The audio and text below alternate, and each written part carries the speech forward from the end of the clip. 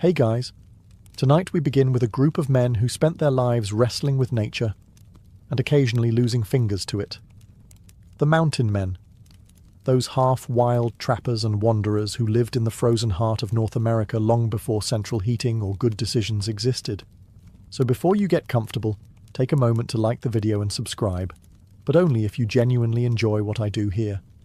And let me know in the comments where you're tuning in from and what time it is for you.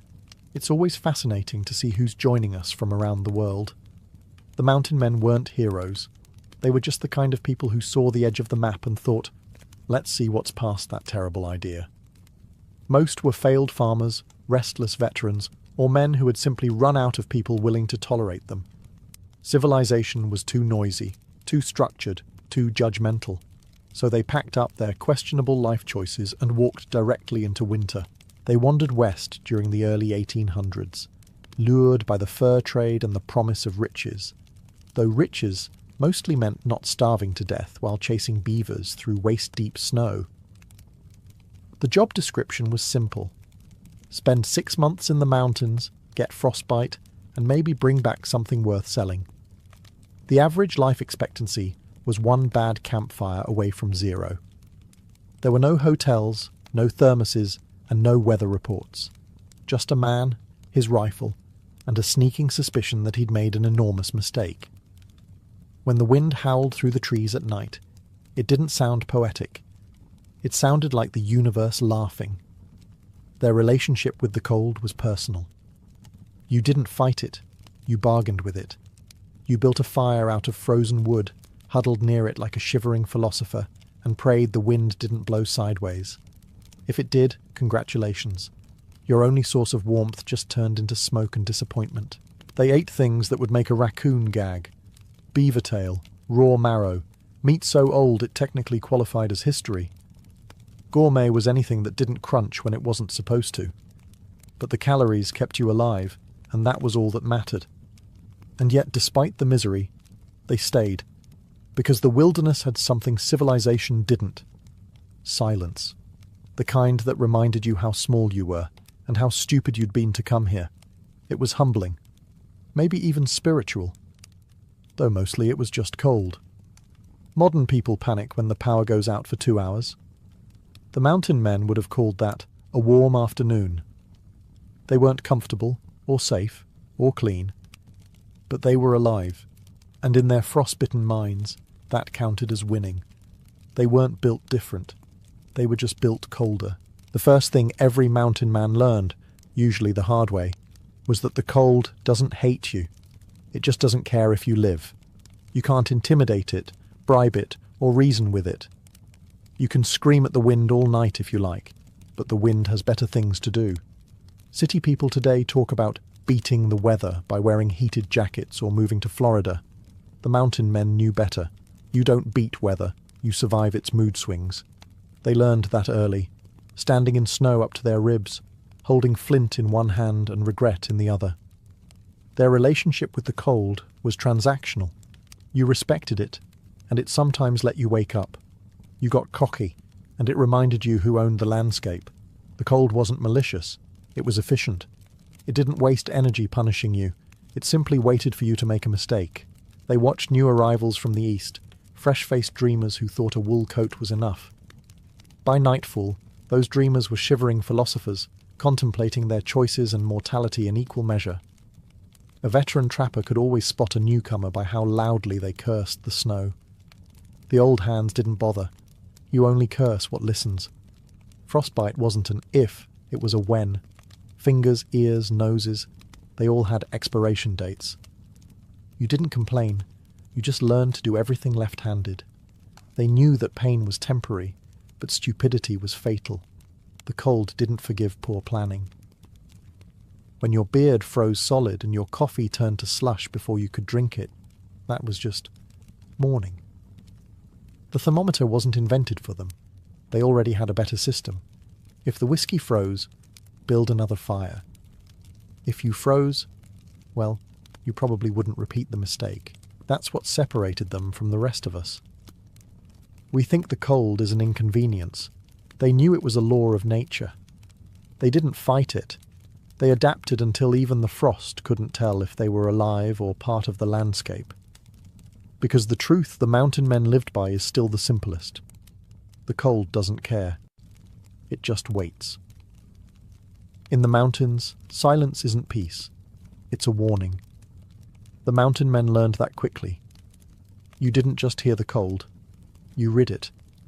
The way your breath hung in the air told you how close death was feeling that day. The world was one long, unbroken whisper. Snow, wind, and the sound of your stomach regretting breakfast. They called it the white silence. Not because it was pretty, but because it was absolute. You could scream into it, and the echo would die faster than a campfire in a blizzard. The mountains didn't care about your feelings. They wanted obedience.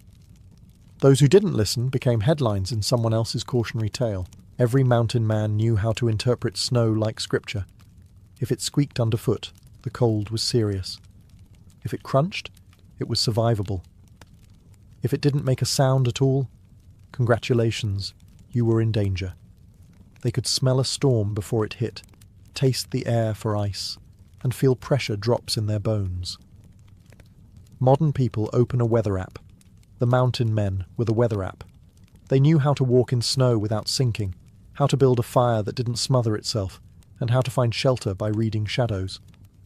You didn't wonder, you observed. A shift in the wind meant a storm was planning something personal. A sudden silence in the woods meant something nearby was considering you for dinner. Even the animals were meteorologists. When the crows flew low, snow was coming. When the wolves went quiet, it was already here. You learned to listen to everything. Trees, birds, your own shivering heartbeat. Modern civilization calls it intuition. The mountain men called it paying attention. They didn't survive because they were tougher. They survived because they noticed. The wilderness was generous to those who respected it, and brutal to everyone else. You can't learn that kind of awareness from a podcast. You learn it by spending 3 nights in a snowstorm, eating frozen jerky, and realizing that nature doesn't do refunds.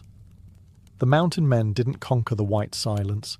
They just learned to speak its language, slowly, quietly, and always with frost on their beards. For a mountain man, heat wasn't comfort. It was currency.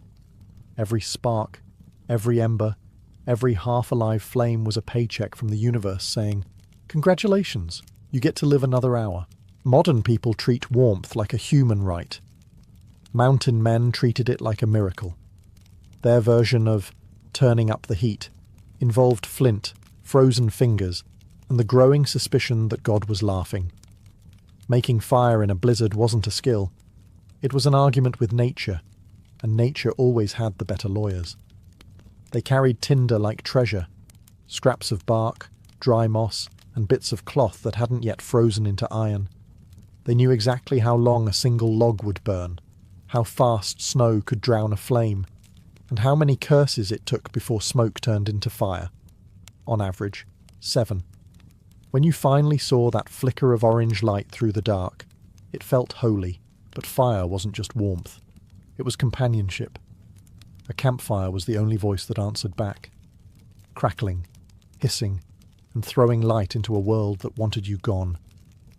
Sitting near it, wrapped in animal hides, you didn't think about philosophy or poetry. You thought about how long it would last, and whether your boots would catch fire before your toes froze off. The fire taught you efficiency. You learned to cook everything directly on coals. Meat, snow, optimism. You stopped wasting time making coffee because it froze halfway through the pour. You ate it like a popsicle and called it frontier style. They knew that warmth was temporary, fragile, and always earned twice, once with sweat and once with smoke. If you got careless, the wind took it. If you slept too close, the sparks took you. Fire demanded respect, same as the cold. When the night stretched too long and the temperature dropped past the point of argument, the mountain men didn't beg for warmth. They built it. They didn't expect comfort. They created survival. And that's what separated them from the rest of us. We live surrounded by heat and still complain of being cold. They lived inside winter itself and considered it just another evening. To survive the mountains, You didn't need bravery. You needed insulation, both physical and mental. Mountain men discovered early that the best way to stay alive was to dress like a small bear and think like someone who'd already accepted his funeral. They wore layers, not for fashion, but for negotiation. First came the shirt, usually wool, sometimes regret. Then a vest, a coat, and an outer layer of fur so thick it could have legally voted as another person. By the end of winter, most of them looked like furniture that had learned to walk. Washing those layers was unheard of. Soap froze, water froze, even the concept of cleanliness froze. The smell was its own ecosystem, a combination of sweat, smoke, animal grease, and bad decisions. You could track a mountain man long before you saw him. Wolves did. Usually they chose to go in the other direction. Their coats were heavy, their hats ridiculous, and their boots permanently damp. Every garment told a story, mostly about failure. That patch on the shoulder, a close encounter with fire. Those seams near the knees, evidence of a fall that ended in creative cursing. A mountain man's wardrobe was less about style and more about surviving another conversation with the weather. But the layers weren't just fabric. They were armour against madness. When you're weeks deep into solitude and your only conversation partner is your echo, a little weight on your shoulders reminds you that you still exist. The fur, the smell, the constant discomfort. It kept you tethered to the real world, however miserable it was. Modern people talk about winter fashion. Mountain men talked about not dying. They didn't wear designer jackets. They wore whatever hadn't been eaten yet. The fancier trappers might have had fringed coats and moccasins, but under the aesthetics, they were all just cold and smelly philosophers, mumbling about firewood and fate. By spring, when the snow finally melted, they'd peel those layers off like tree bark, revealing the pale, malnourished human inside, blinking, dazed, and wondering why he ever left a warm bed for this life. And yet, as soon as the next winter came, they did it all again. Because survival wasn't comfortable, it was addictive. When it came to food, mountain men didn't eat for pleasure. They ate for thermodynamics. Calories weren't nutrition. They were firewood for the body. If it burned, it worked. If it didn't, you died slightly more poetically. Dinner was whatever didn't kill you first. They boiled, roasted, or occasionally just gnawed on whatever moved slower than they did. Beaver tail was considered a delicacy. Elk tongue was a luxury. The rest of the animal was just fuel with fur attached. If it had fat, it was gold. If it didn't, it was a lesson. The menu changed depending on how desperate you were. In good weeks, you might get rabbit stew. In bad weeks, you might eat the same rabbit twice. Jerky was the main course, dessert, and moral support. It was tough enough to break teeth, which was fine because dental care was just don't die of infection. They hunted in silence, not out of respect for nature, but because chewing too loud could scare away dinner. A missed shot wasn't just a failure. It was a week of hunger, wrapped in regret. They learned to use every part of an animal, bones for broth, hides for shelter, sinew for sewing, and the smell for keeping neighbours away. Salt was worth its weight in gold. You didn't season food to make it taste better. You seasoned it to make it exist longer. The only spice blend they had was desperation mixed with soot. When supplies ran out, creativity took over. They ate their horses, their belts, and once, in truly dire times, the boiled soles of their boots. They called it leather soup. They probably called it other things too, but language tends to break down when you're chewing footwear. There was no farm-to-table movement. Everything was whatever you caught before it froze. Coffee was made from roasted chicory, and whiskey was basically medicine that happened to be fun. Today, people count macros and talk about clean eating. A mountain man's diet was simple. If it kept you warm, it was good. If it didn't, you wouldn't be around to complain. They didn't eat to live well. They ate to keep living, which, in their world, was already ambitious. When the day ended, if it ended, mountain men gathered around the only luxury they had, a small fire that refused to die as stubbornly as they did. That flickering orange glow wasn't just warmth, it was civilization condensed into a circle of smoke, half-burned wood, and questionable storytelling. They didn't talk much during the day. The wind was too loud, the work too constant, and language was mostly reduced to grunts and swearing. But at night, when the snow hissed outside the fire's reach, words started crawling out. That's when you heard the philosophy of men who'd seen too much cold and not enough kindness. They'd sit hunched under furs, beards stiff with frost, staring into the fire like it owed them an explanation. One man would mumble something like, "Ain't nothing colder than regret," and another would nod. Not because it made sense, but because everything made sense after the third sip of whiskey. Firelight made thinkers out of trappers. Every crackle was a sermon, every spark a reminder that warmth was temporary.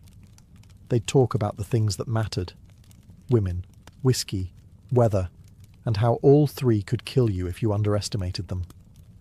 Sometimes silence took over, not the polite kind, the kind that pressed against your ribs until you remembered how alone you really were. The fire became a companion, a witness, and in some ways a confessional. It didn't judge, it didn't interrupt, and it burned out just when you needed it most. Every man had a different fire ritual. Some poked it obsessively, as if keeping it alive proved they still could. Others sat perfectly still, hypnotized, like they were staring at the last piece of warmth left in the world. In a sense, they were. Out there, philosophy wasn't about ideas. It was about endurance. You didn't debate the meaning of life. You debated whether your fingers still worked. Enlightenment was a dry pair of socks and a full belly. The fire didn't solve their problems. It just reminded them they still had some. But in that small circle of heat and flickering light, the universe made brief, smoky sense. And that was enough. For the mountain men, sleep wasn't rest. It was a temporary truce with death. You didn't go to bed. You just stopped moving and hoped nothing large, hungry, or cold decided to interrupt. They slept in caves, under trees, or buried in snow like oversized rodents. If you had a fur blanket, you were lucky. If you had two, you were probably sharing them with fleas that had tenure. There were no pillows, no tents, and no such thing as comfort. Comfort was for people who could afford to be warm without earning it. The fire was your roommate, and an unreliable one at that. It either went out too soon or burned too bright and set something on fire, often you. You learned to position yourself so you could wake up before your boots melted, but not before frost formed on your eyelashes. The night air didn't whisper, it chewed. It crawled into your bones like it paid rent. You could wrap yourself in every hide you owned and still feel the cold breathing through the seams. The mountain didn't want you dead. It just wanted to see how close it could get. Sleep came in fragments, stolen between shivers. You might close your eyes for 20 minutes, wake up, feed the fire, curse, adjust your furs, and repeat. Dreaming was risky business, too much of it, and you froze before the sequel. Sometimes, exhaustion made you creative. A snowbank became a mattress, a saddle, a pillow, a half-dead horse, a heated bed, for as long as it lasted. The smell wasn't great, but you stopped caring about aesthetics somewhere around your third frostbitten toe. In the morning, waking up was never a guarantee. You didn't check the time, you checked your pulse. If you could still feel your nose, it was going to be a good day. If you couldn't, well, you'd have less face to shave. They didn't sleep because they were tired. They slept because there was nothing else left to do. The night wasn't for dreaming, it was for surviving quietly, one heartbeat at a time, until the sun decided to try again. For mountain men, sleep wasn't peace. It was a maintenance cycle. In the mountains, your tools decided whether you lived, died, or just wished you had. There wasn't much room for weak metal or weaker men.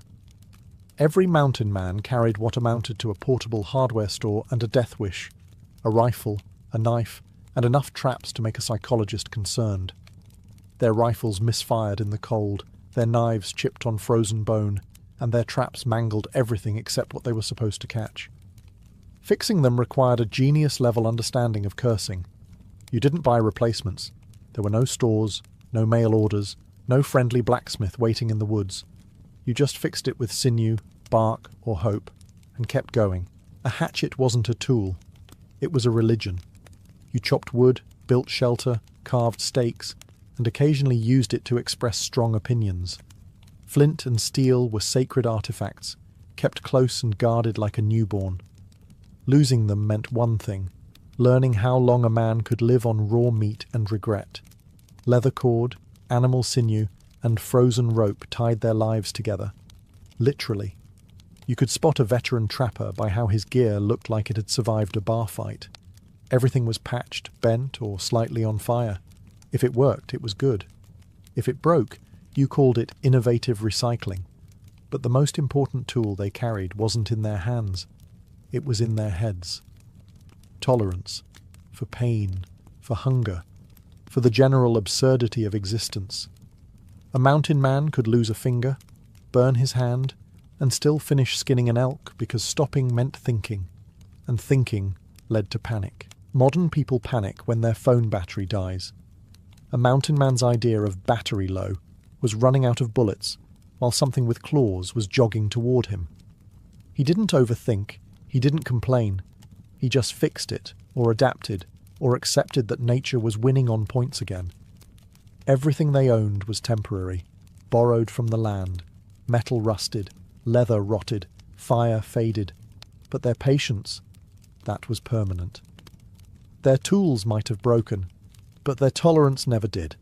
And that's the kind of durability no factories managed to reproduce. In the mountains, the body was the only teacher that mattered, and it didn't believe in gentle lessons. You didn't train for the cold, you just suffered until your blood learned the syllabus. Every day was a biology experiment conducted by someone who'd dropped out of school at ouch. At first, newcomers fought the cold. They stomped, cursed, bundled, and complained, as if the weather might eventually apologize. But the mountain men knew better. The body always adapts faster than the brain. The mind screams, "This is insane," while the flesh quietly mutates into something that can sleep on ice and call it refreshing. After a few winters, your skin grew tougher than the leather you wore. Nerves dulled. Pain turned into background noise. You stopped checking if you were bleeding because the answer was usually yes. Fingers became tools, feet became hooves. You weren't a man anymore. You were a semi-domesticated mammal with a drinking problem. They didn't talk about mental resilience, because that required feelings, and most of those froze off long ago. You just kept moving. Your body learned efficiency through punishment. How to breathe slow so your lungs didn't bite back. How to walk without wasting energy. How to sleep without actually relaxing. Cold exposure changed everything. Your metabolism, your sanity, your definition of fine. A veteran trapper could sit in snow for hours, motionless, watching a trapline like a statue made of frost and regret. He didn't fidget. He didn't blink. He'd simply reached enlightenment through hypothermia. The cold carved them into something unrecognizable. The weak became strong, or stopped being a category altogether. Strength wasn't a trait. It was a consequence. They didn't decide to be tough. They just never got around to dying. Modern people call that grit. Mountain men called it Tuesday. Their bodies learned before their minds ever caught up. How to live with pain. How to endure boredom. How to keep going when comfort was just a rumour. And by the time their minds finally understood what was happening, the lesson was complete. The body had already passed the test. The mind just graded it late. Pain, for the mountain men, wasn't a symptom. It was part of the forecast. It came every morning, like frost or bad news. You didn't ask if it would hurt. You just asked what kind of hurt you'd get today. Everything in the wilderness had teeth, claws, or sharp edges, including your own boots. The cold cracked your skin, the wind flayed your face, and every muscle in your body protested like it was trying to form a union. But pain wasn't something you avoided. It was just background noise, like wind or loneliness or wolves arguing over your trash. Cuts got infected, fingers blackened, joints swelled. You fixed it the old-fashioned way, whiskey and denial. If it didn't kill you, it was fine. If it did, at least you didn't have to wake up early anymore. There were no doctors, no bandages, and no sympathy. You cauterized wounds, spat on burns, and kept moving because the snow didn't care that you were having a rough day. Aching bones were badges of honor. Frostbite was practically a handshake. You'd show your blackened toes like trophies, proof that you'd survived another lesson from nature's curriculum. The only thing softer than your body was your mind, and the cold fixed that too. Pain simplified life. It erased luxury, distraction, and introspection. When everything hurts, you stop worrying about philosophy. They didn't complain because nobody would listen. And even if someone did, what was there to say? It's cold. Of course it was. That was the point. Pain was proof you were still alive. Numbness meant you were losing. Modern people call mild discomfort burnout. A mountain man's burnout involved actual fire. Today, we whine about sore backs from office chairs. They slept on frozen dirt and called it chiropractic adjustment. They lived in a constant tug of war between agony and apathy, too cold to feel, too stubborn to stop. Pain wasn't a punishment. It was a reminder. You were still here, still breathing, still annoying the wilderness by refusing to die quietly. In a world that never said sorry, the mountain men learned the oldest truth. Pain isn't the enemy. It's the only honest thing the cold ever gives you. Solitude was the mountain man's roommate. Loud, moody, and always there when you didn't want it. For months at a time, the only heartbeat you'd hear was your own, and even that sounded tired. Out there, conversation was optional, mostly because there was no one left to talk to who hadn't already frozen solid. Your best friends were your horse, your dog, and your rifle, and not necessarily in that order. The horse carried your supplies and judged your decisions. The dog shared your fire and occasionally your dinner. The rifle kept you both from becoming someone else's dinner. It was a healthy, codependent triangle of survival and mild insanity. Men would go entire seasons without human contact, talking to themselves until their own voices started sounding like strangers. You learned to argue with your echo and lose. Loneliness wasn't romantic. It was just another kind of hunger. You started naming things, your traps, your boots, the campfire, because eventually something needed to answer back. Some men cracked under it. The silence was too wide, too endless. They'd start hearing voices in the wind, or swear they saw shapes moving just beyond the firelight. Maybe they did. Or maybe that's just what happens when your social life consists of wolves and ghosts. Animals were the closest thing to companionship. A horse's breath in the cold was the only sign of life some nights. Dogs were priceless. Hunters, guards, heaters, and therapists rolled into one. Lose your dog, and you might as well dig 2 holes, one for him and one for your sanity. The wild didn't care about your loneliness, but it made you listen differently. You learned to read movement in the trees, to hear mood in the wind. Every sound became a sentence. The forest spoke in whispers, and if you didn't learn the language, you didn't last long. Back east, people measured success in wealth. In the mountains, you measured it in company. A fire that stayed lit, a horse that didn't wander off, and a dog that still wagged its tail when you muttered something stupid. Because when the nearest human was 100 miles away, even a grunt from a mule counted as good conversation. In the mountains, fire wasn't a luxury. It was civilization, sanity, and insurance against turning into a historical curiosity. Every spark was a small miracle, and every man who made one felt like a god for about 5 minutes before it went out again. Lighting a fire in good weather was easy. Lighting one in a blizzard was performance art. You had to fight frozen wood, frozen hands, and occasionally your own frozen optimism. The trick wasn't skill. It was pure stubbornness. You didn't make fire because you thought you could. You made it because dying was less convenient. They carried flint and steel like religious relics. Some kept a coal alive in bark or moss, cradled against their chest through miles of snow. Losing it meant a night of regret and possible cremation, self-administered. Wet wood was an insult from nature itself. You'd curse, shave bark and blow until your lungs gave up before your fire did. When it finally caught, that first flicker of light was holy. Not metaphorically. Holy. You didn't look away. You didn't move. You stared at it like it was an old friend who'd come back from the dead. A good fire wasn't just heat. It was company, comfort, and psychological stability in one blazing package. The fire demanded respect. Too small, and it mocked you. Too big, and it tried to kill you. You learned to read flames like moods. The hiss meant damp wood. The pop meant success.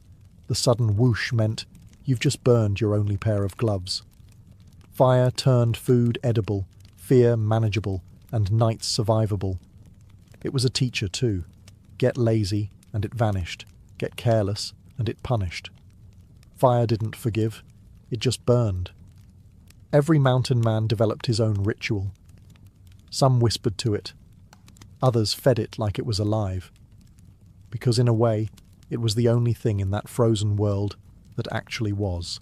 When you sat beside it, your back cold and your face burning, you remembered just how fragile warmth really was. Civilization began with fire. Out here, it also ended with it. The mountain men didn't have thermostats. They had survival. And somewhere between then and now, we traded one for the other. We forgot that warmth used to mean effort. That staying alive required more than remembering to pay the heating bill. They didn't fear discomfort. They negotiated with it. The cold taught them patience, humility, and how to build resilience one frozen mistake at a time. We've replaced that with electric blankets and inspirational quotes about getting out of your comfort zone, usually said by people sitting comfortably indoors. They knew the cold wasn't an enemy. It was a teacher that graded on a curve. And failure meant burial. But the lesson stuck. You learned to respect nature because it didn't care about your excuses. These men could predict a blizzard by smell. Most people today need a weather app to find their front porch. They didn't panic when things went wrong. Things always went wrong. You just fixed them or froze. They didn't call it resilience. They called it Tuesday. And they didn't complain because nobody was listening, which, come to think of it, is probably why they got so much done. We forgot the difference between comfort and capability. We've built a world where survival depends on Wi-Fi, delivery apps, and outrage. The mountain men depended on friction, fat, and fire. They worked for every meal, every degree of warmth, every breath of air that didn't freeze inside their lungs. The cold stripped them down until all that was left was the truth. You're not in control. You never were. Nature just occasionally lets you think you are. They didn't romanticize hardship. They didn't call it the simple life. It wasn't simple. It was brutal, lonely, and indifferent. But it was real. What we forgot is that comfort doesn't build strength. It replaces it. The mountain men knew that cold was life's default setting. Everything warm, safe, or easy was temporary, a privilege. And when the fire went out and the frost came creeping back, they didn't curse the cold.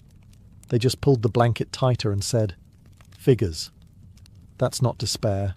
That's wisdom. By the mid-1800s, the age of the mountain men started melting away, like the snow they'd lived under for decades. The fur trade collapsed, civilization crept west, and with it came railroads, telegraphs, and too many people who thought frostbite was a myth. The wilderness was shrinking, and so were the men who'd built their lives inside it. They didn't die all at once. They faded. Some became guides for settlers, muttering warnings nobody listened to. Others opened trading posts and spent their final winters selling overpriced coffee to people who called it adventure. A few just wandered deeper into the mountains and didn't come back, which frankly was the most poetic option available. The world moved on. Warmth became easy, comfort became normal, and survival became something you did accidentally.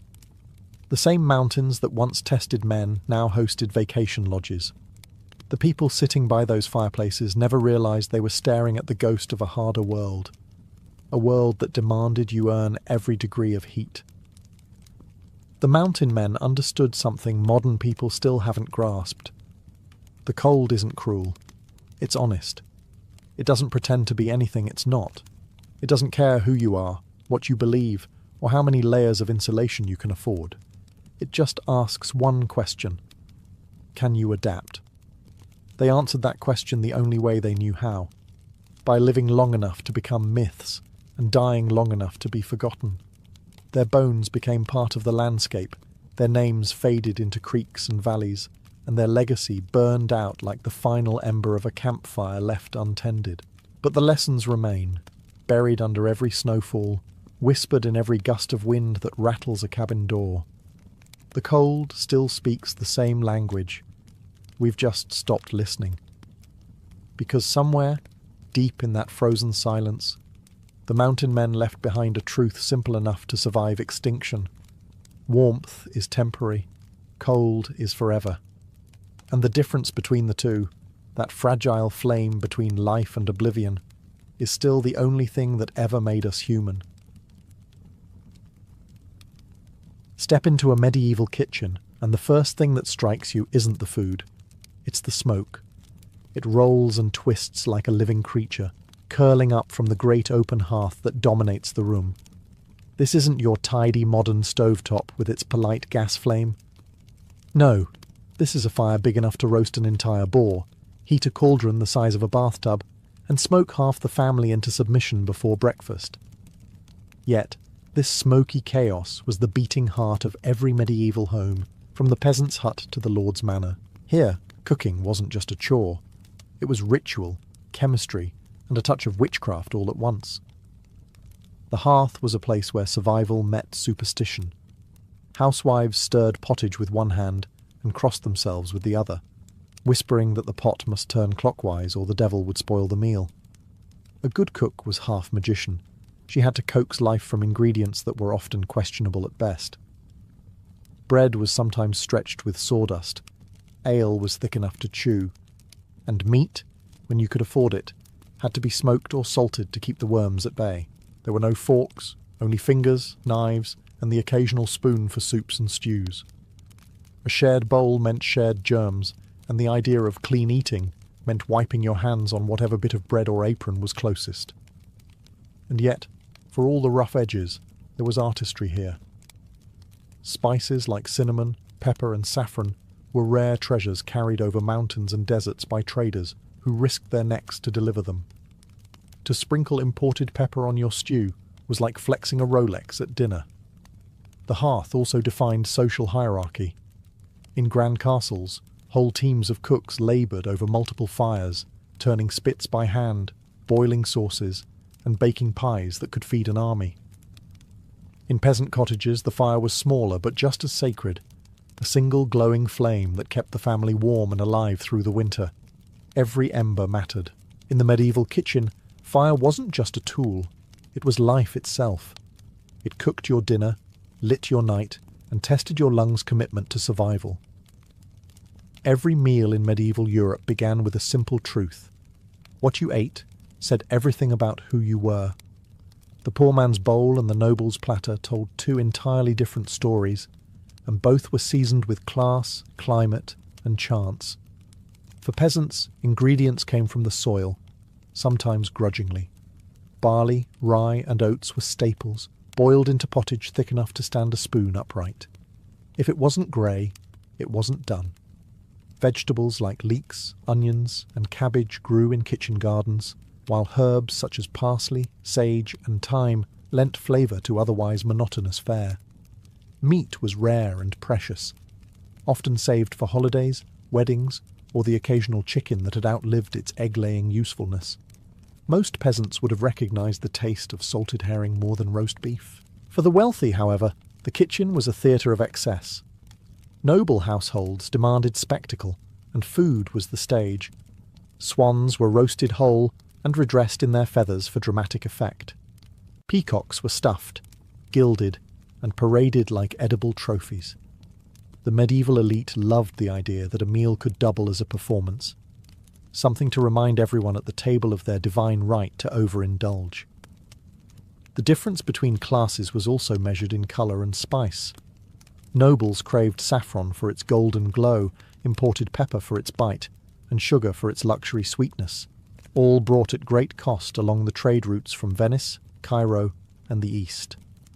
A pinch of spice could mark you as worldly. A dish without it might mark you as poor.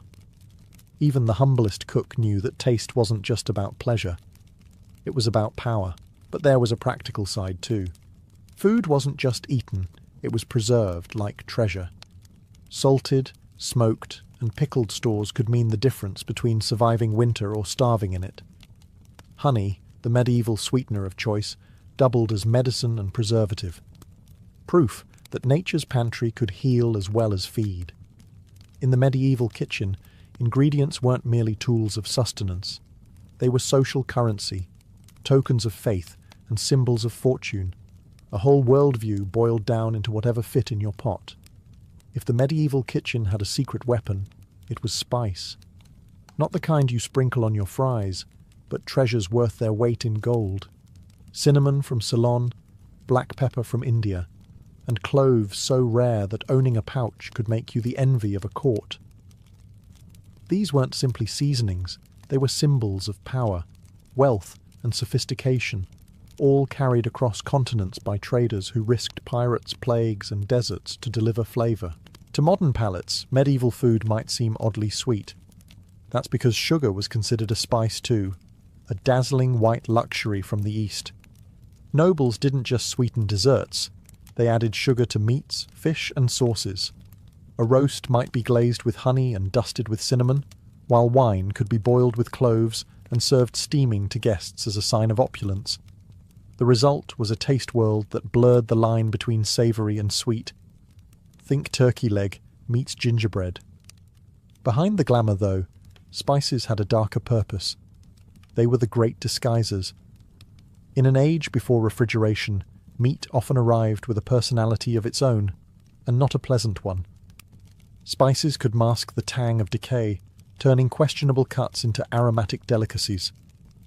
The medieval cook knew this trick well, though they'd never admit it at the feast. But spices did more than hide sins. They also reflected superstition. Medieval physicians believed food affected the body's 4 humours: blood, phlegm, yellow bile, and black bile. Pepper was hot and dry, ideal for balancing cold diseases. Cinnamon warmed the heart, while saffron supposedly uplifted the soul. So, when your lord sprinkled nutmeg on his pudding, he wasn't just showing off, he was warding off melancholy. The spice trade transformed the medieval world. Venice grew rich as the middleman between East and West. Kings taxed pepper like gold, and cooks, once humble servants, became minor celebrities in noble courts for mastering the mysterious flavours of faraway lands. In the medieval kitchen, spice wasn't a garnish. It was global power ground into powder. Every grain of pepper was a story of conquest, commerce, and culinary ambition. Proof that even in a world without forks, people still hungered for sophistication. Cooking in the Middle Ages was equal parts craftsmanship, improvisation, and controlled chaos. Forget the recipe book. Medieval cooks didn't measure in teaspoons or grams. They measured in instinct, in a good handful, a little while, or until it smells right. And since every fire burned differently, and every pot had its own quirks, 2 cooks could make the same dish and end up with entirely different results. One delicious, one potentially fatal. The kitchen of a noble household was a living machine powered by people. There were spit boys, often young and unlucky, whose entire job was to sit beside the fire for hours turning meat until it roasted evenly. There were scullions who scrubbed cauldrons black with soot, kneaders who wrestled bread dough like prize fighters, and master cooks who orchestrated it all like generals before battle. Orders flew, pans clanged, dogs loitered for scraps, and the scent of roasting meat mingled with wood smoke and sweat. But for all the frenzy, there was real science. or what passed for it. Cooks were guided by the theory of the humours. Balance your ingredients, or risk unbalancing the body. If a dish was too cold, like fish or lettuce, it needed heat, perhaps a dash of ginger or a splash of wine. Food wasn't just about taste, it was about keeping your health and your soul in harmony. Still, mistakes happened. Too much salt could ruin a feast.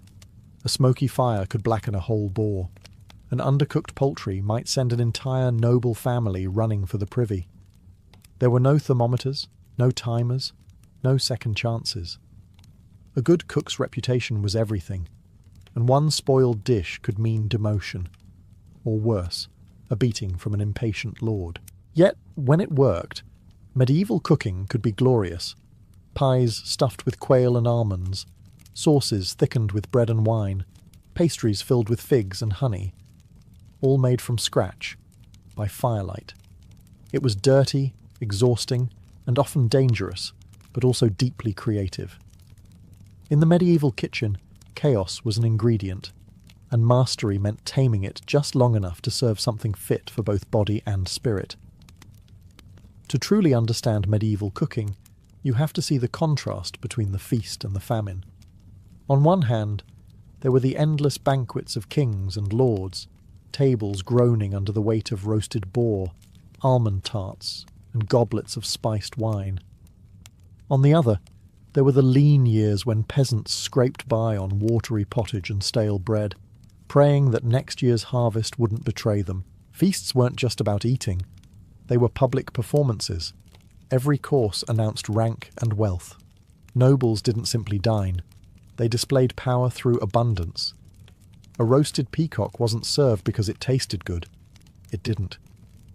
It was served because it looked magnificent, feathers reattached and gilded, like a trophy in edible form.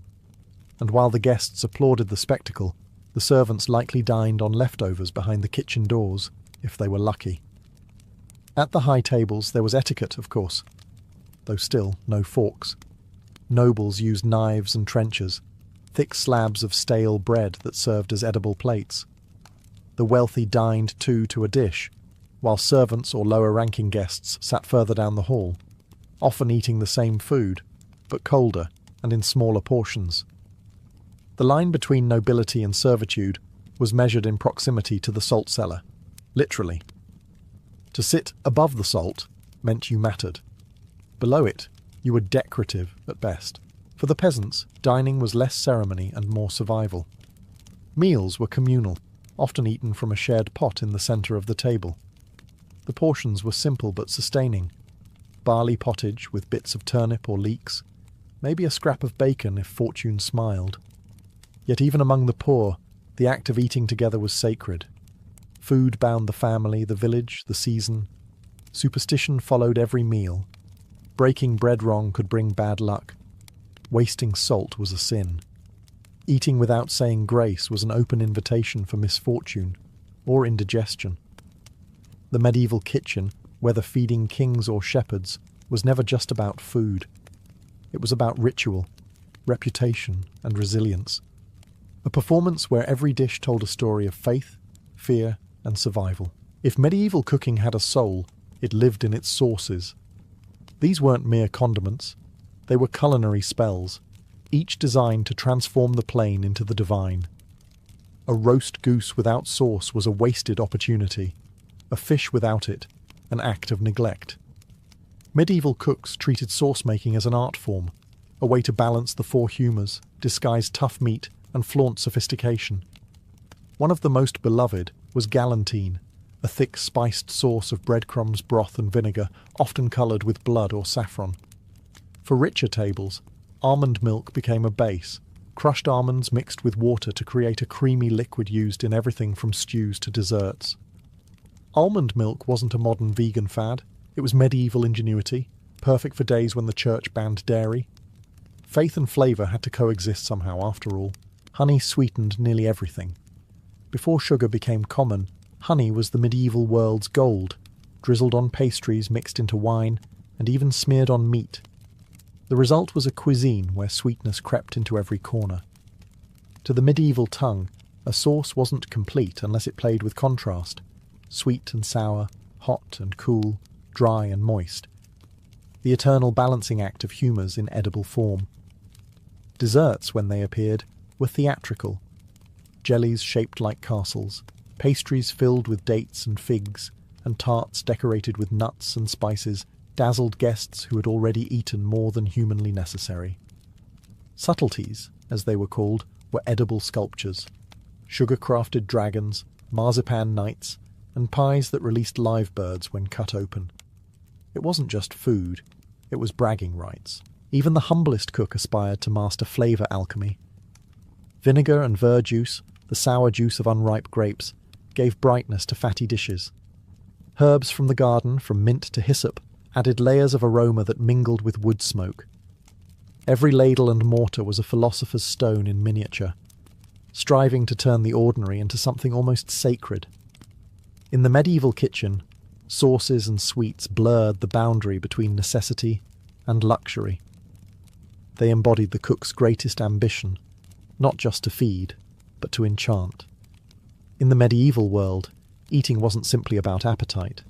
It was a moral act governed by the church. Every bite had a place in the great spiritual calendar. What you ate, and when you ate it, could determine whether you were pious or gluttonous, blessed or damned. The medieval year was divided not just by seasons, but by fasts and feasts. Lent alone, 40 days of fasting before Easter, forbade the consumption of meat, dairy and eggs. Advent had similar restrictions. Fridays were fish days, a rule still echoed faintly today. The logic was spiritual, but also practical. By limiting meat, the church preserved livestock and stretched scarce resources. But for cooks, these restrictions were both a nightmare and a creative challenge. Fish became the saviour of the fasting table. Rivers, lakes and coasts teemed with herring, eel and cod. Though by the time it reached the inner continent, the fish might have travelled for weeks, salted into near immortality. In monasteries, inventive cooks found ways to turn fasting meals into gourmet puzzles. They crafted mock meats, fish moulded into the shape of roast birds, or almond milk made to resemble cream. In wealthy homes, fasting was an excuse to flaunt wealth by serving exotic sea creatures like sturgeon or porpoise, considered suitable for Lent because they lived in water. Religion didn't only shape what was forbidden, it blessed what was allowed. Feast days unleashed abundance. Roasted oxen, honeyed breads, and rivers of ale marked holy celebrations. Cooking for a saint's day or a wedding feast was a sacred duty, an act of devotion as much as indulgence. Even the timing of meals followed divine order. Monks ate in silence while scriptures were read aloud, turning dining into meditation. Peasants, meanwhile, prayed before each meal and often left a small portion of bread for the spirits or the poor, because hunger, they knew, was never far away. In a sense, medieval cuisine wasn't ruled by hunger, but by holiness. The church dictated the menu as surely as the seasons did. Every loaf and ladleful reminded people that food was both gift and temptation, nourishment for the body and a test for the soul. Before ovens, there was the hearth, a brutal teacher of patience and improvisation. The medieval kitchen's tools were simple but ingenious, built for a world without timers, thermometers, or temperature control. Iron cauldrons hung from chains over open flames, their contents simmering for hours as cooks adjusted the fire's mood with handfuls of wood. The hearth wasn't just a cooking surface, it was a battlefield where smoke, ash and flame constantly fought for dominance. The tools themselves looked more like weapons of war than instruments of cuisine. Heavy spits turned entire carcasses by hand or by turn-spit dogs, small, long-bodied animals trained to run on treadmills that rotated the meat. Skillets, pans and ladles were forged of iron so heavy they could double as defensive weapons during a kitchen brawl, which, given the stress levels, was always a possibility. Knives were everywhere, but forks were suspiciously absent. The fork, when it finally appeared, was condemned by some priests as a diabolical prong, a vain replacement for the fingers God had given man. Bread ovens, when available, were communal. In many villages, a single massive oven served everyone, each household marking their loaves with a personal symbol to tell them apart. Timing was everything. Too soon, and the oven was too hot. Too late, and your bread turned to charcoal. Cooks learned to read heat the way sailors read wind, by sight, smell, and instinct. Water was drawn by hand, salt was precious, and the concept of clean surfaces was generous at best. The kitchen dog did much of the pre-wash by licking dishes clean, and hands were rinsed in shared bowls before and after meals. Yet, for all the grime and smoke, there was pride in these tools. They connected the cook to a lineage of survival. Faith infused even the utensils. Crosses were etched into bread before baking to ward off evil spirits. Knives were blessed before slaughter. The hearth itself was sometimes sprinkled with holy water on feast days. Every clang of iron and crackle of fire told the same story. Cooking was labour, devotion, and endurance. The tools of the medieval kitchen weren't just instruments, they were relics of human resilience, forged in heat, faith, and hunger. When we think of medieval food today, we often imagine something crude: greasy meat, bland bread, and questionable hygiene. Yet behind the soot and superstition lay the foundations of modern European cuisine. The medieval kitchen didn't vanish with the Renaissance. It evolved, leaving traces in every spice rack, every Sunday roast, and every superstition about what we should or shouldn't eat. The obsession with balancing humours gave birth to the idea of balanced diets. Physicians like Hildegard of Bingen wrote about food's moral and medical properties, foreshadowing the nutritional science we take for granted. The art of sauce making, blending sweetness, acidity, and spice, laid the groundwork for French haute cuisine centuries later. Even the medieval pairing of meat with fruit and sweet glazes survives in dishes like glazed ham or cranberry sauce at Christmas dinner. The spice trade, once the heartbeat of medieval luxury, shaped global economics and exploration. Columbus's doomed shortcut to India. It was about spices. Venetian merchants, North African traders, and Arab navigators all owed their fortunes to the same humble ingredients that once perfumed a medieval stew. Pepper built empires, cinnamon inspired voyages, and nutmeg could start wars. Even dining etiquette has its roots in this smoky past. The shared trencher evolved into the individual plate. Hand-washing before meals became napkins and cutlery. The communal hall turned into the private dining room. Eating became less about surviving the winter and more about performing civilization. Yet, the spirit of the medieval meal, communal, symbolic, and celebratory, still lingers. In the quiet corners of the modern kitchen, you can still hear echoes of that old fire. The stew simmering on the stove, the bread rising in the oven, the clove you crush into your cider, all whisper stories from the Middle Ages. Food was identity then, as it is now, a reflection of class, faith, and imagination. The medieval kitchen reminds us that cuisine is more than sustenance. It's a mirror of its time. In a world ruled by faith and fire, cooks didn't just feed bodies. They fed culture itself. Their legacy endures in every meal that still strives to balance comfort, flavour, and meaning. In the heart of 17th century France, nestled between the Loire River and fields of wheat, lay the quiet town of Loudun, a place that should have been utterly forgettable. Its streets were narrow and cobbled, its churches modest, and its people pious in the way small towns are when the world around them feels uncertain.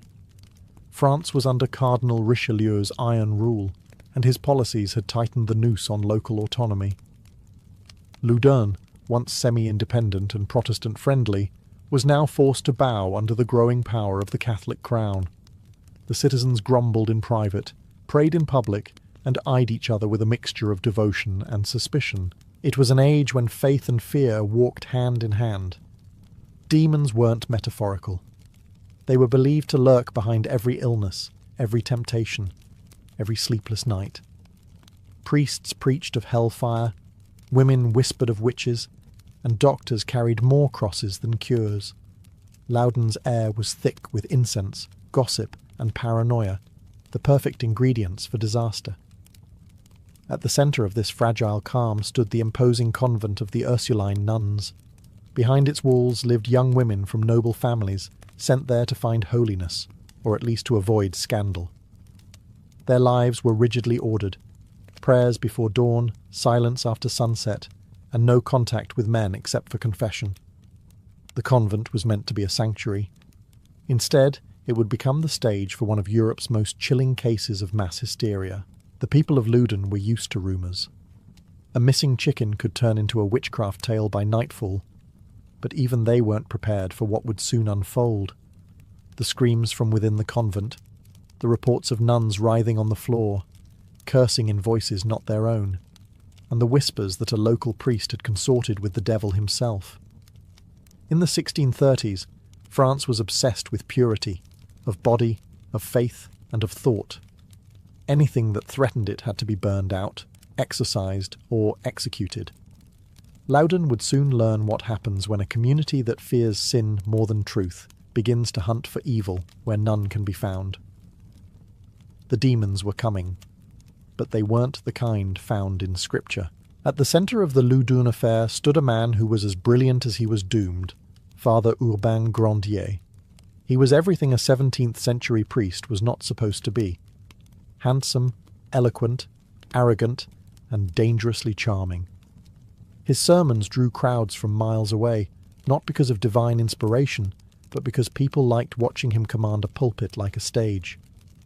He spoke with the flair of an actor and the confidence of a nobleman, and even his critics admitted, through gritted teeth, that he was magnetic. Grandier's intelligence was matched only by his defiance. He mocked the church hierarchy, challenged the town authorities, and refused to bow before Cardinal Richelieu's policies. Loudun was one of the few remaining towns with Protestant roots, and Grandier openly defended its independence, a decision that branded him a political nuisance. But it wasn't his politics that would bring him down. It was his charm. Whispers followed him like incense smoke. Women, noble and common alike, sought him out for confession, and many lingered longer than necessary. He was rumoured to have fathered children, seduced widows, and used his pastoral visits for purposes that required no scripture. His enemies, and there were many, waited patiently for the perfect scandal to destroy him. That scandal arrived when the Ursuline nuns came to town. Their new convent needed a spiritual advisor, and Grandier, as the most prominent priest in Loudun, was the obvious choice. But when he refused the position, citing other duties, he inadvertently sealed his fate. The rejected appointment wounded the pride of the convent's prioress, a woman named Sister Jeanne des Anges, a woman whose imagination was as fervent as her faith. Soon after his refusal, Sister Jeanne began to claim that Grandier haunted her dreams. She said he appeared in her cell at night, whispering temptations and caresses, his form both angelic and demonic. Her confessions spread through the convent like wildfire. Within weeks, other nuns began to experience visions too, of Grandier's ghostly visits, of demons crawling through their rooms, of sin disguised as sanctity. A priest had turned into a phantom, a convent had turned into a theatre, and Loudun, already ripe with tension, was about to explode.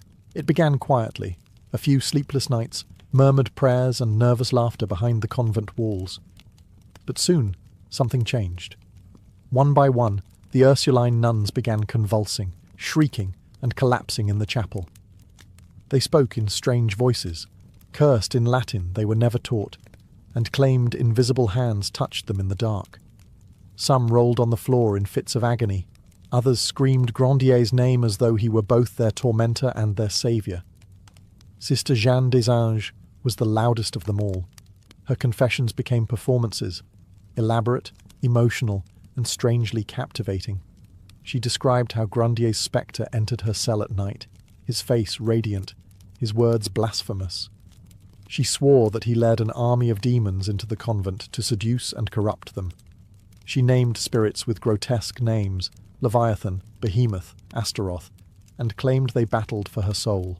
At first, the local clergy dismissed it as hysteria or an outbreak of illness, but the behaviour spread too quickly, too dramatically. Within days, nearly every nun was possessed. They clawed at the altar, levitated in fits, and shouted obscenities that would make sailors blush. Witnesses swore they saw impossible things, nuns floating inches above the ground, holy water boiling in its font, and crucifixes trembling on the walls. The convent became a public spectacle. Word of the possessed Ursulines spread beyond Loudun's borders, drawing priests, doctors, and the merely curious. Exorcists arrived by the dozen, armed with relics and holy water, eager to battle Satan himself. The nuns' screams became the town's new soundtrack, but for all the talk of devils, the drama had a distinctly human undercurrent. Many noticed that the possessions grew more theatrical whenever an audience was present.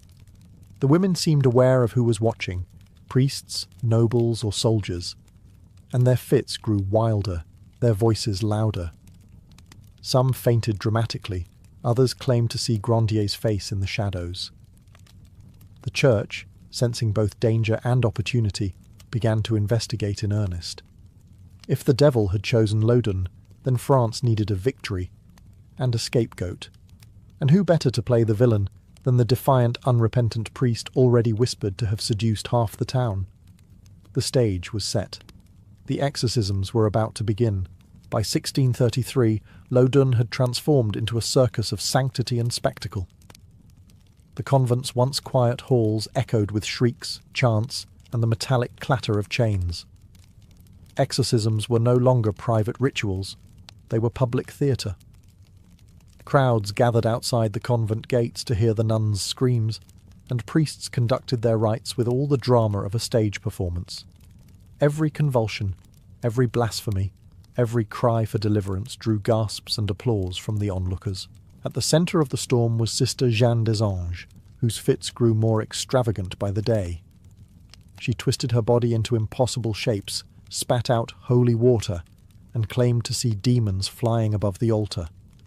During one exorcism, she reportedly floated a few inches off the ground, eyes rolled back, mouth frothing. Proof, the clergy said, that Satan had taken residence in Loudun. Jeanne, however, seemed strangely energized by the attention. She began to speak in grand proclamations, calling herself both the bride of Christ and the victim of Grandier's sorcery. Exorcists came and went, each eager to make a name for himself. Father Lactance and Father Tranquil led the rituals with theatrical flair, shouting commands at invisible spirits and interrogating the nuns as though conducting a courtroom drama. "Who sent you?" they demanded. "Urbain Grandier," came the reply, always, inevitably, his name. Demons, it seemed, had remarkable consistency in their accusations. The church's hierarchy began taking notes.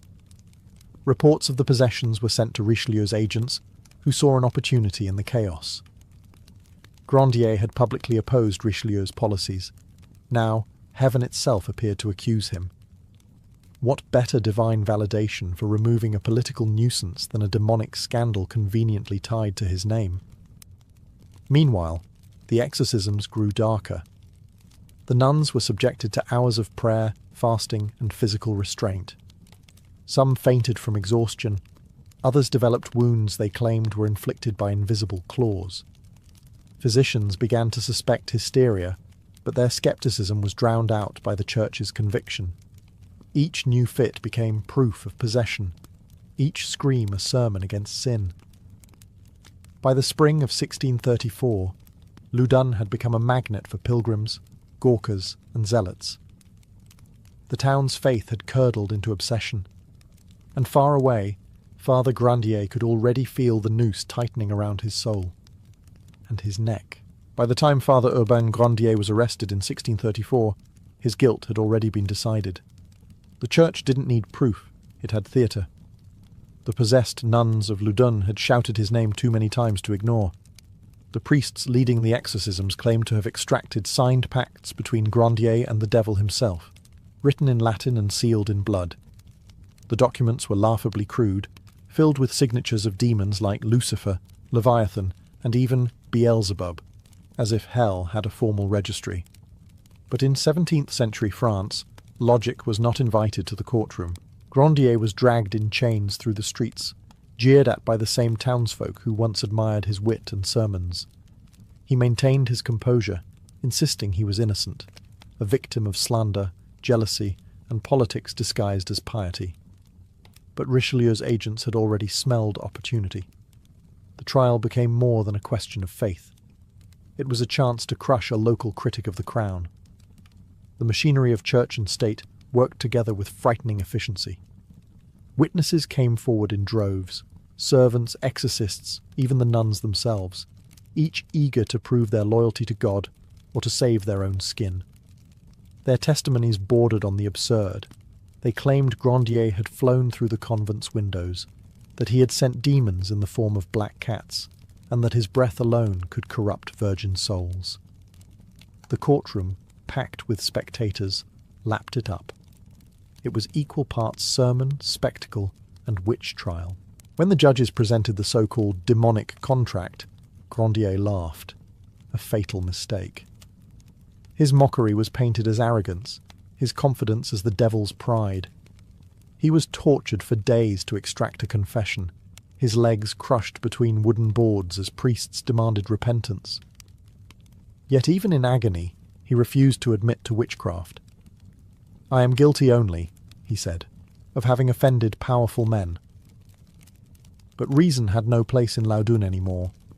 The verdict was predetermined, and the execution date was set. The priest who once stood in the pulpit preaching salvation was now condemned as the devil's mouthpiece. Loudun had found its scapegoat, and France, its holy victory. On August 18th, 1634, Loudun gathered to witness what was billed as a divine victory, the burning of Father Urbain Grandier. The town square had been transformed into a holy stage. Soldiers kept order, priests led hymns, and merchants sold food to the swelling crowd. Everyone wanted to see the devil's servant perish. The irony, of course, was that the only fire born of hell that day was the one lit by human hands. Grandier, gaunt and broken from torture, was brought out in chains. His legs were crushed, his body bruised, yet his face remained eerily composed. Eyewitnesses said he looked more like a martyr than a sorcerer. The executioners offered him one final chance to confess, to beg forgiveness and name accomplices. He refused. Instead, he prayed aloud for mercy on those condemning him, insisting that his soul was innocent even if his body was not. Before the flames were lit, one of the exorcists, Father Lactance, attempted to bless the fire, shouting for the demons to depart. But according to some accounts, he died screaming a few weeks later, as if cursed by the very act. The crowd watched as the priest's robes caught fire, smoke curling into the sky like incense. Some said they saw a white dove escape from the flames, the soul of Grandier ascending. Others said the smoke formed the shape of a mocking grin. When it was over, the ashes were scattered, and the church declared victory. The demons had been expelled, the witch destroyed, and Loudun purified. But the air didn't feel cleansed. It felt hollow. The nuns' fits continued sporadically, even after Grandier's death, their supposed deliverance proving as elusive as their demons. Outside of Loudun, whispers began to spread. Some priests quietly questioned the trial's fairness. Physicians spoke of hysteria and manipulation, and even the king's court, once eager to please Richelieu, grew uneasy about the spectacle. Grandier's execution was meant to silence scandal. Instead, it immortalized it. He died proclaiming innocence, burned by a church that mistook politics for exorcism and faith for fire. And in the flickering light of his pyre, Loudun's demons didn't vanish. They only changed faces. When the flames died down, Loudun expected peace to return. Instead, a strange silence settled over the town, the kind that comes after hysteria has eaten its fill. The nuns, supposedly liberated from their demons, continued to twitch, convulse, and shriek during prayers. The exorcisms didn't stop. They merely lost their urgency. Without Grandier to blame, the chaos felt hollow, almost rehearsed. The church had destroyed its scapegoat, but the sickness of belief still lingered. Sister Jeanne des Anges, the prioress who had first accused Grandier, became something of a celebrity. She travelled across France, recounting her ordeal as both victim and saint. Crowds gathered to hear her describe how Satan had possessed her body, and how the Virgin had freed her soul. She even claimed to bear invisible stigmata as proof of her divine suffering. The church rewarded her piety with public admiration, the very fame she seemed to crave all along.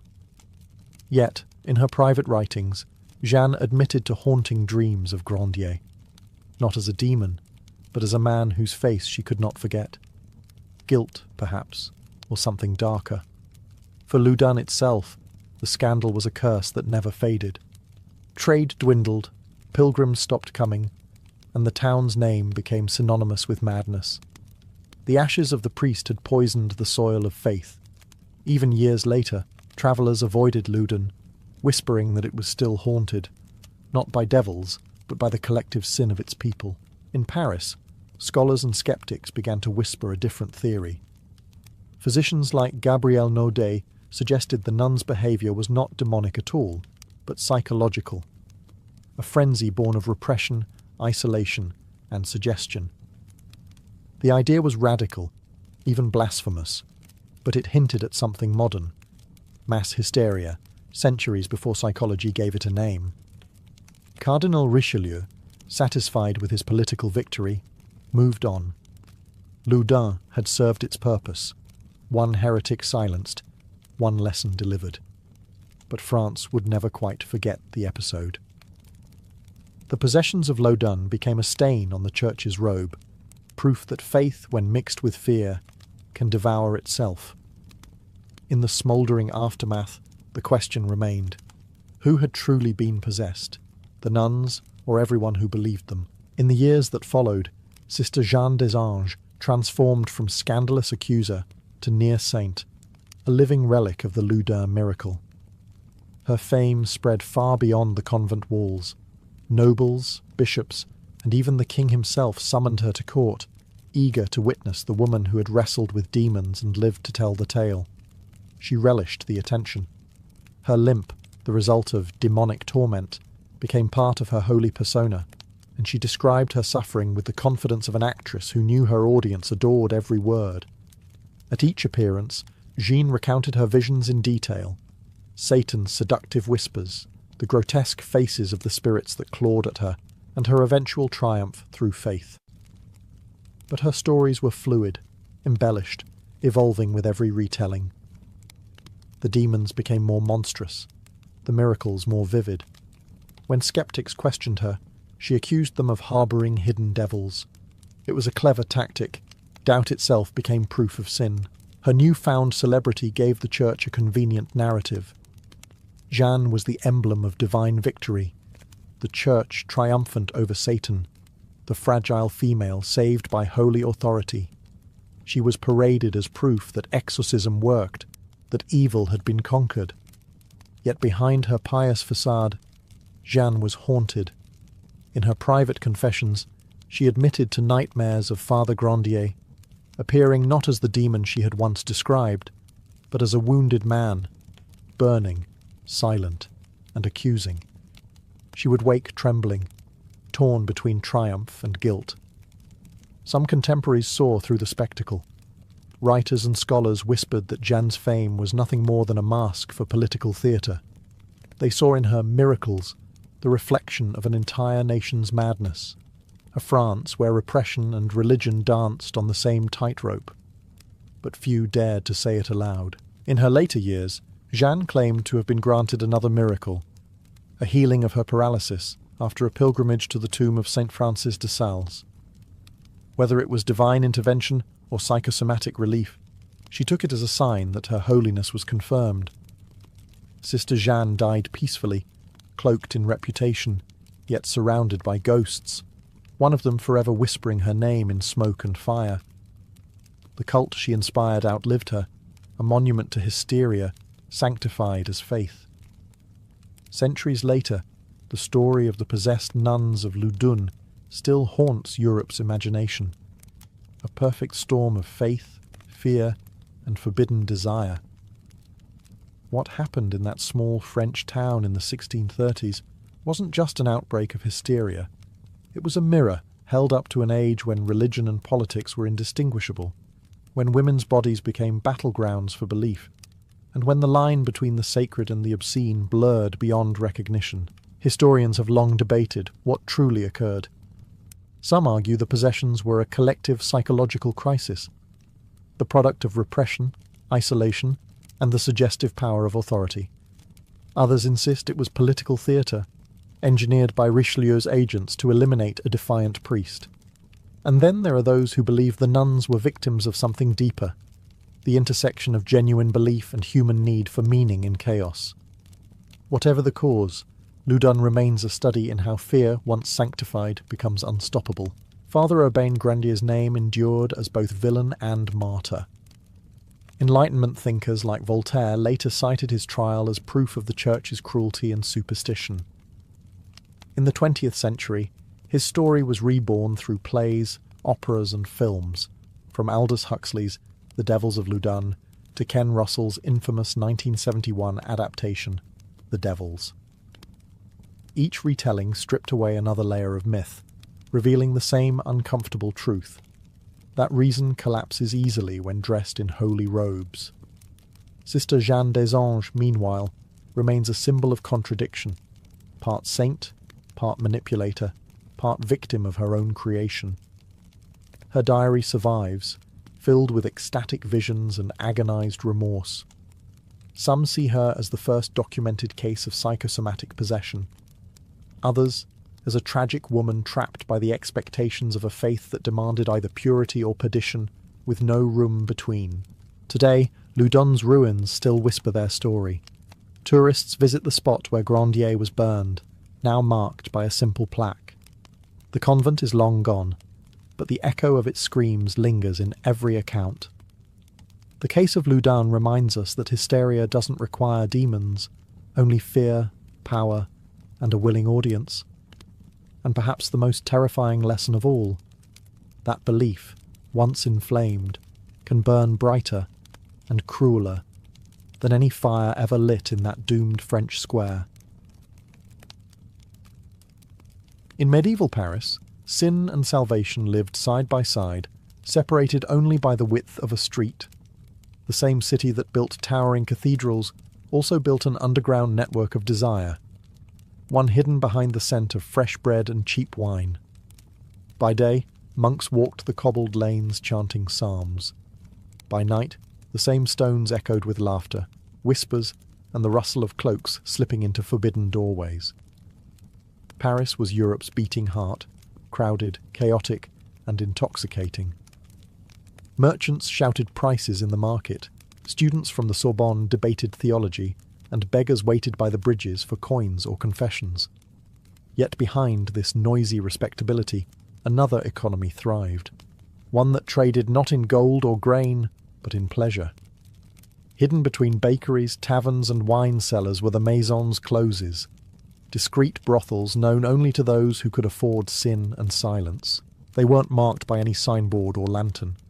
A flicker of candlelight in an upstairs window, a curtain drawn twice, or a loaf of bread left intentionally uncut could serve as the signal. For those in the know, Paris was a map of temptation, drawn in invisible ink. The church thundered from the pulpit that lust was mortal sin, yet Parisian priests walked past these brothels every day. They denounced vice in sermons, then quietly blessed the men who profited from it. The truth was, the city's moral order depended on its hidden sins. Brothels were the pressure valves of a society obsessed with purity, places where men could indulge what the church forbade, and then return to confession cleansed and ready to sin again. To a foreign visitor, Paris might have seemed holy, a city crowned by Notre Dame and ruled by devotion. But those who lived there knew better. Behind every convent was a tavern, behind every chapel, a bed for rent. Knights, merchants, and clerks of the church all walked the same narrow alleys after dusk, their armour or robes traded for anonymity. The brothels of medieval Paris were not just dens of desire, they were mirrors. In their candlelight flickered the hypocrisy of an age that worshipped chastity, but lived off temptation.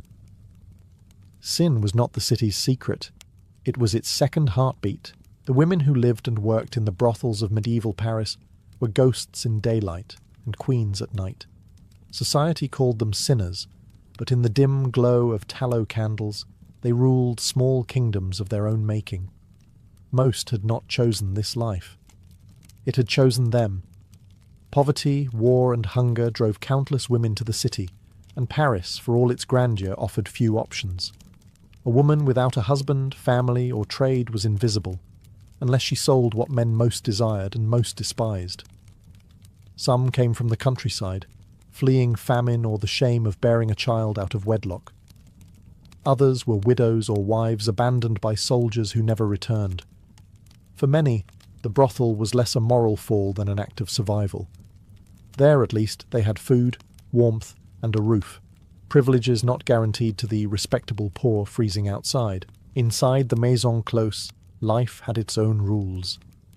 Older women became maitresses, madams, running the business with sharp tongues and sharper minds.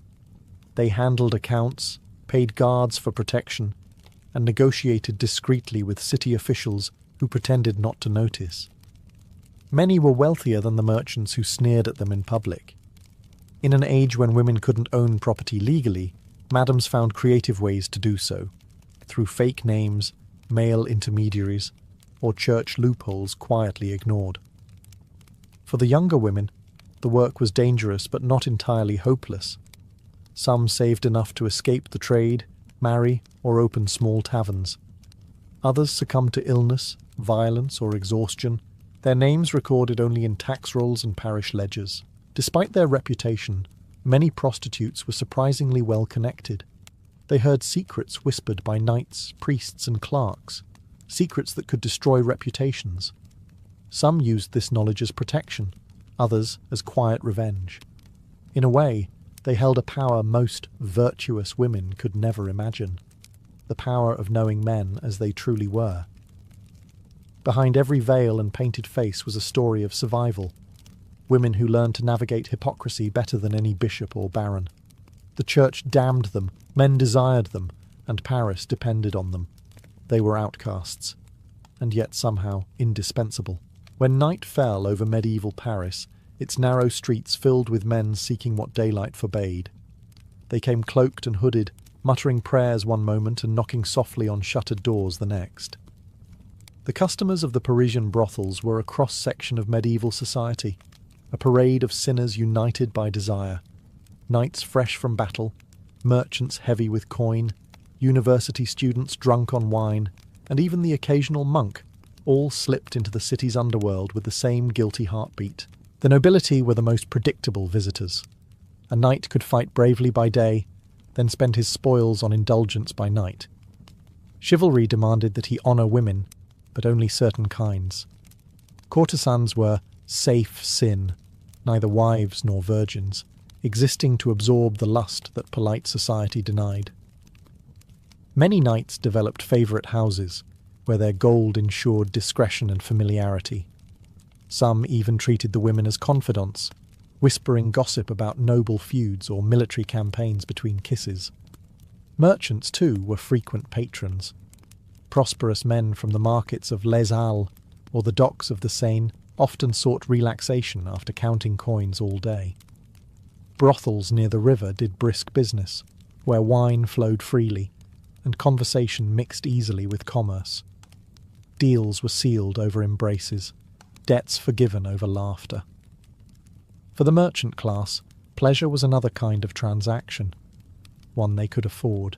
But the most controversial visitors were the clergy. Priests and friars, sworn to chastity, were often among the most loyal clients. Some came in disguise, others openly, claiming spiritual guidance for the women. The hypocrisy was no secret. Even chroniclers joked that half the city's holy men kept private ministries in tavern backrooms. Yet the church turned a blind eye, preferring sin behind closed doors to scandal in the streets. The brothel was a strange equalizer. A nobleman and a beggar might share the same wine jug or the same woman, both shedding their identities for a few hours of anonymity. When morning came, they'd vanish into the city's mist, each pretending the night had never happened. In medieval Paris, sin was democratic. Every man, regardless of title or robe, walked those alleys eventually, and every one of them paid the same price: silver for pleasure and silence for survival. Officially, the Church of medieval Paris thundered from the pulpit that lust was the gateway to hell. Unofficially, it managed the traffic. The same institution that condemned brothels also taxed them, inspected them, and quietly ensured their survival. To the moral eye, prostitution was sin. To the practical one, it was civic necessity. And few organisations in history have been as skilled at balancing holiness with hypocrisy as the medieval church. The logic was delightfully twisted. Church authorities claimed brothels were a lesser evil, a way to prevent greater sins like adultery, rape, and sodomy. A controlled outlet, they argued, kept men from corrupting respectable women. Thus, the trade of sin became, in the church's eyes, a form of moral plumbing, diverting lust away from the sacred and toward the expendable. Brothels were not blessed, but they were tolerated, managed, and, crucially, taxed. Records from the 13th and 14th centuries show that Parisian clergy collected rent from houses of ill repute, often through intermediaries to maintain plausible deniability. Some convents even owned properties later leased to madams, a convenient arrangement where holy funds and sinful profits mixed seamlessly. The bishop's office, meanwhile, ensured the women were registered and examined for cleanliness, not out of compassion, but to maintain public order and prevent disease outbreaks among wealthy clients. The papacy periodically condemned this hypocrisy, but only when politically convenient. In 1254, King Louis IX tried to abolish brothels altogether, calling them an affront to Christian virtue. Within a year they quietly reopened, this time under new management, often municipal officials working in cooperation with church wardens. The king may have worn a halo, but the tax collectors knew where salvation really came from. Confession also played its part in this double game.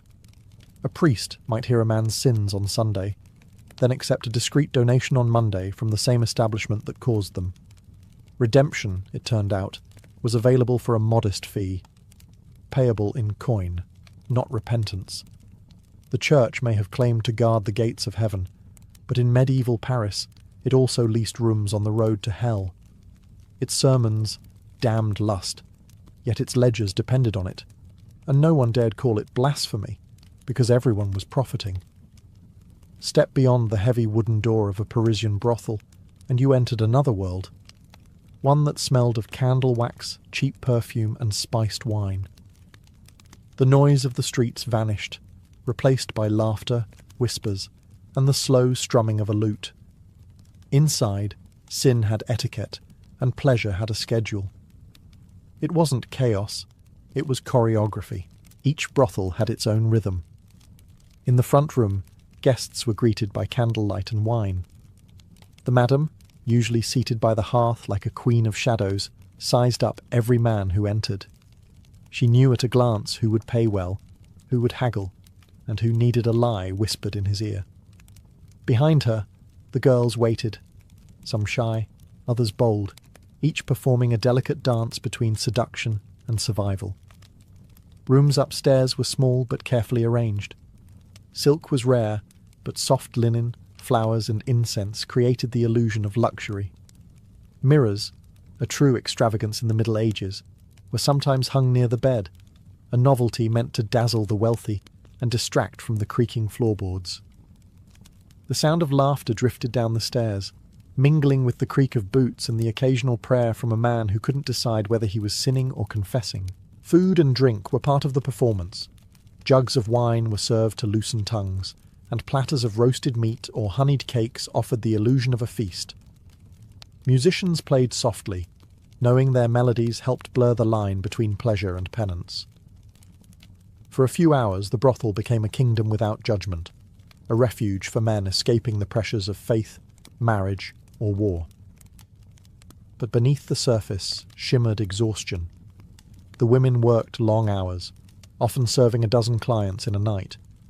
Disease was an ever-present threat, as were violent patrons. The madam's job wasn't only to count coins, it was to keep the peace, to protect her workers, and to bribe guards when trouble brewed. Despite the hardship, these places had an odd sort of community. There were birthdays, laughter, even friendships. In a city obsessed with sin, the brothel was paradoxically honest. No pretense, no masks of holiness. Just desire, survival, and the quiet understanding that both could exist in the same room. Medieval Paris didn't leave its vices entirely to chance. Even sin required paperwork. Brothels operated under a tangle of city ordinances and ecclesiastical permissions that turned moral contradiction into bureaucracy. The church damned them, the crown licensed them, and the city taxed them, sometimes all in the same week. The regulations were surprisingly detailed. Prostitutes were forbidden to live near churches, to wear certain colours, or to appear in public during religious festivals. Scarlet or striped garments marked them as women of the trade, a badge of shame that also functioned as advertisement. They couldn't enter markets until late morning, when respectable wives had finished shopping. Even their funerals were controlled, no burial in consecrated ground, unless a priest vouched for repentance. And yet, despite this web of restrictions, the city kept meticulous records of their earnings. Tax collectors, conveniently blind to morality, made regular visits to inspect the premises. Brothels paid fees for operation, for security, even for window candles, the little flames that signalled business was open. In return, the women received a measure of protection. Guards patrolled their districts, and violent clients could be punished by law, not because of justice, but because disorder threatened revenue. Still, hypocrisy reigned supreme. During Lent or major feasts, authorities performed moral purges, closing houses of pleasure with theatrical zeal. Yet everyone knew the closures were temporary. The same officials who padlocked doors in March quietly reopened them in April after collecting reinstatement fees. The church might have thundered about sin, but the city's coffers depended on its continuation. Punishment, when it came, was selective. A poor prostitute might be flogged or paraded through the streets for public shame, while a wealthy client faced little more than a fine or a discreet confession. If a priest or monk was caught, the church handled it internally, which usually meant exile to another parish and a strongly worded sermon. What emerged from all this was a grim paradox. Prostitution was illegal, immoral, and indispensable. Paris needed its brothels as much as it needed its bakeries.